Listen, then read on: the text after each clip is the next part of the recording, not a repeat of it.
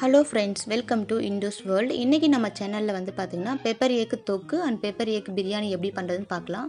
இன்றைக்கி வந்து பார்த்திங்கன்னா நான் லஞ்சுக்கு வந்து பிரியாணியும் நைட்டு வந்து பார்த்திங்கன்னா சப்பாத்தி பண்ணுறதால தொக்கும் பண்ணியிருக்கேன். ஸோ இது வந்து 2-in-1 ரெசிபீஸ்.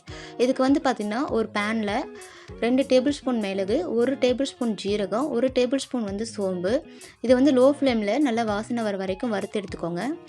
நான் வந்து 2 டிஷ் பண்ணுறதால இந்த அளவுகள் எடுத்திருக்கேன். இதில் ஏதாவது ஒரு டிஷ் தான் நீங்கள் பண்ண போகிறீங்கன்னா அளவுகளை பாதியாக கம்மி பண்ணிக்கோங்க.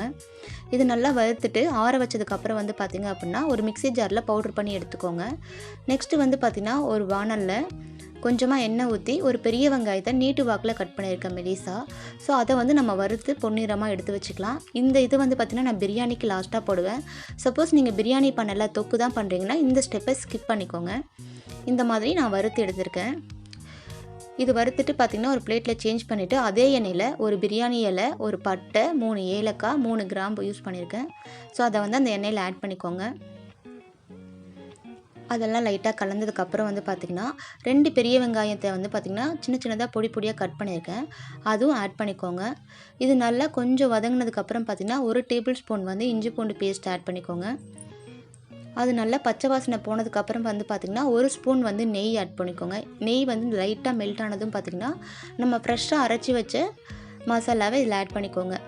மசாலா ஆட் பண்ணும்போது லோ ஃப்ளேமில் இருக்கட்டும், இல்லைன்னா மசாலா ரொம்ப கருப்பாயிடும். இது எல்லாமே கலந்ததுக்கப்புறம் பார்த்திங்கன்னா கொஞ்சம் புதினா இலை, கொஞ்சம் மல்லி இலை, கொஞ்சம் கருவேப்பிலை வாசனைக்கு போட்டுக்கோங்க. இதை கலந்ததுக்கப்புறம் வந்து பார்த்திங்கன்னா 2 மீடியம் சைஸ் தக்காளி நான் பல்ஸ் மோடில் வந்து பார்த்திங்கன்னா அரைச்சி வச்சுருக்கேன். இல்லை இதை நீங்கள் பொடி பொடியாகவும் கட் பண்ணிக்கலாம். ஏன்னா தக்காளி முழுசாகவும் இருக்கிற மாதிரி இருக்கக்கூடாது, அதே சமயம் ரொம்ப நைஸாக ஆகிடக்கூடாது.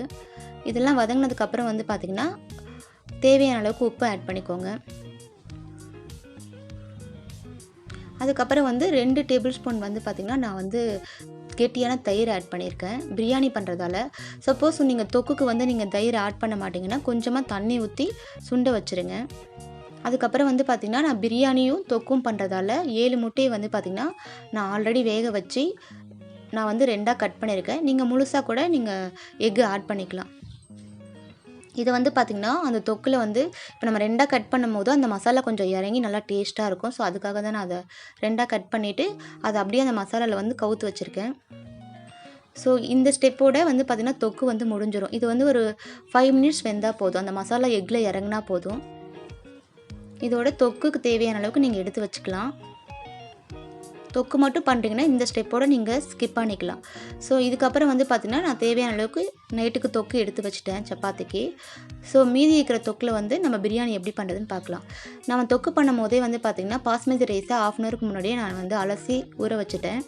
ஸோ இதில் ஒரு பேனில் வந்து பார்த்திங்கன்னா கொஞ்சமாக எண்ணெய், ஒரு பிரியாணி இலை, ஒரு பட்டை, ஒரு கிராம்பு, ஒரு ஏலக்காய் போட்டு கொஞ்சம் கலந்ததுக்கப்புறம் 4 கிளாஸ் 5 கிளாஸ் இல்லைன்னா தண்ணி வச்சுட்டு 3/4 பதத்துக்கு பாஸ்மதி ரைஸை வடிச்சிருங்க. வேக வச்சு வடித்து எடுத்துக்கோங்க. அதுக்கப்புறம் அந்த தொக்கில் வந்து பார்த்திங்கன்னா அப்படியே மேலே வந்து கொஞ்சம் பரப்பி விட்டுக்கோங்க. இதில் வந்து 5 மினிட்ஸ் வந்து அப்படியே இருக்கணும். அதுக்கப்புறம் நம்ம பொரிச்சு வச்ச வெங்காயம், கொஞ்சம் புதினா இலை, கொஞ்சம் மல்லி இலை, கலருக்கு வந்து பார்த்திங்க அப்படின்னா நான் கொஞ்சம் எல்லோ கலர் பவுடரை தண்ணியில் ஊற வச்சுருக்கேன், தண்ணியில் கலந்து வச்சுருக்கேன். ஸோ இதெல்லாம் வச்சுட்டு நம்ம கலக்கிடக்கூடாது. அப்படியே வச்சு ஒரு பிளேட் வச்சு நல்லா வெயிட்டான இதை மேலே வச்சிடணும். ஒரு 5 மினிட்ஸ்க்கு அப்புறம் வந்து பார்த்திங்கன்னா நமக்கு டேஸ்ட்டான பிரியாணி ரெடி ஆகிடும். இது ரொம்ப சூப்பராக இருக்கும். ஸோ நீங்களும் ட்ரை பண்ணி பார்த்துட்டு எப்படி இருக்குன்னு சொல்லுங்கள். தேங்க்ஸ் ஃபார் வாட்சிங்.